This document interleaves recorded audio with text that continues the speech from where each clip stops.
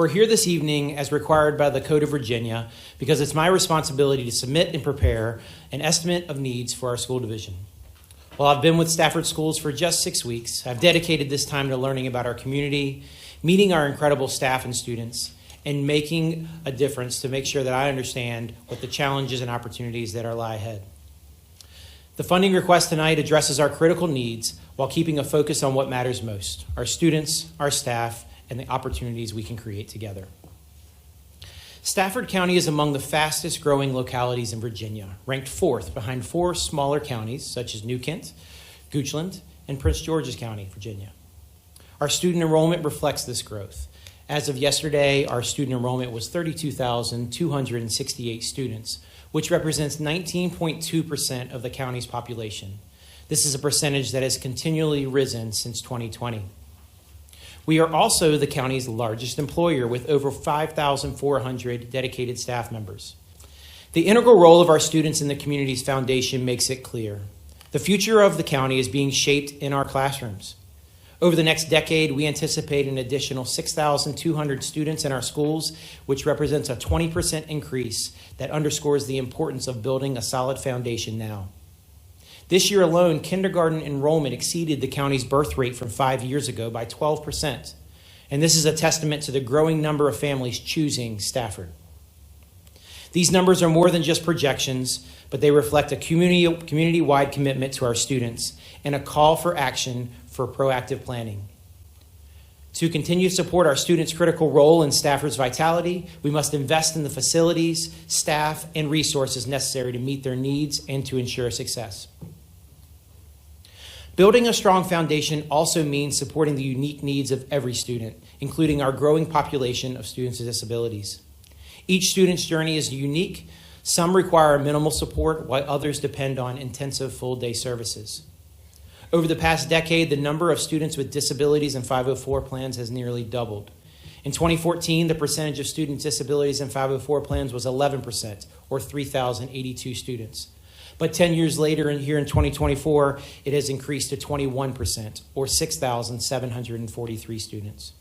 That means we've gone from roughly 1 in 10 students to 1 in 5 students requiring additional support. Providing the right resources, staffing, and programs is not just an obligation. They are the cornerstone of our commitment to ensuring every classroom has a classroom space that aligns to their program need and has a high-quality learning experiences as evidenced in Goal 3 of our strategic plan. Another critical layer of our foundation is ensuring that all students, including our English learners, have the tools they need to succeed.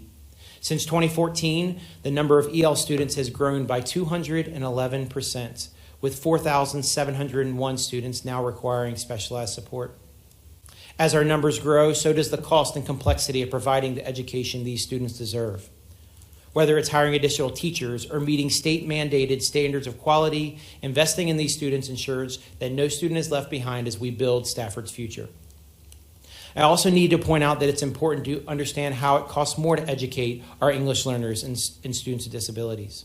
These costs are primarily driven by the minimum staffing levels required by the standards of quality. For example, 1 teacher is required for every 20 EL Level 1 students in addition to the regular classroom teacher.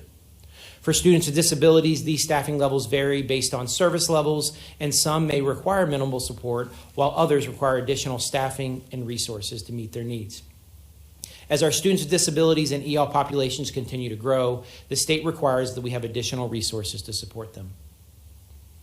It's clear that the strength and success of our community depend on the continued growth and development of our schools. With a rapidly growing student population, evolving needs, and an ever-expanding workforce, we must remain committed to ensuring that every student has the resources and support necessary to thrive. Over the past 5 years, revenue increases have helped us to keep pace with growing enrollment and rising costs. Increases of 5.7% to 11.1% between FY22 and FY25 have allowed us to meet critical needs. But the projected 3.4% increase for FY26 falls short of what is required to maintain the quality of education and support Stafford's continued growth. Without additional resources, we risk compromising the foundation we've worked so hardly to build. Frankly, this level of increase will not allow us to continue to offer the same level of education and support for our staff. We must work together to secure the funding needed to strengthen our school system, not just preserve the minimum standard. Our anticipated 3.4% revenue increase for FY26 consists of $10.5 million from the governor's proposed budget and $5 million from the county's administrator's guidance. This increase would bring our budget to $476.4 million, but again, it's far from sufficient to meet the demands of our rapidly growing school division. My funding request tonight focuses on addressing growth, supporting staff, and meeting state standards of quality. It opens a new business and information technology specialty center at Colonial Forge High School and provides initial staffing for elementary school 18, elementary school 19, and high school 6. In order to develop this budget, each area of our base budget was scrutinized and over $800,000 was cut from the base budget. Compensation key highlights include a 3% average salary for all Stafford Schools employees, Phase 2 strategic adjustments to the service scale, and a portion of the Phase 4 of the instructional scale. Overall, these funding requests will allow us to maintain essential services despite significant financial challenges. While I would like to say that the request is balanced, it's simply not the case. An additional $14.2 million is needed to balance the FY26 funding request. This budget represents the bare minimum required to support our students and staff. It is a call to action for our county and community to join us in building the foundation that will ensure the success of Stafford Schools for years to come. Our work is just beginning with tonight's presentation. Over the coming weeks, we'll engage with the community, the Board of Supervisors, and other stakeholders to finalize the FY26 budget. We'll host budget town halls, public hearings, and meetings with our county leaders. We are committed to transparency and collaboration throughout this process. I encourage all members of the community to attend these events and advocate for our schools. Together, we can ensure that this budget reflects our shared vision for Stafford Schools and the foundation that we are building for the future.